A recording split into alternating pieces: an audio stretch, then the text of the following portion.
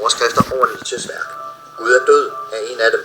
Nihilismen, overmennesket, viljen til magt, Zarathustra og den evige genkomst. Mette Bloch fortæller om udsagnet Gud er død.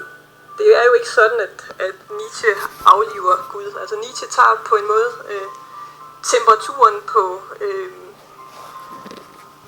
på sin samtid og konstaterer, at troen på Gud er for nedadgående i kølvandet på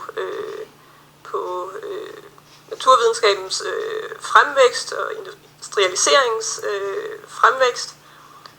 Altså han konstaterer en sekulariseringsproces og finder på en måde på et godt slagord, vil jeg sige. Gud er død. Gott ist tot!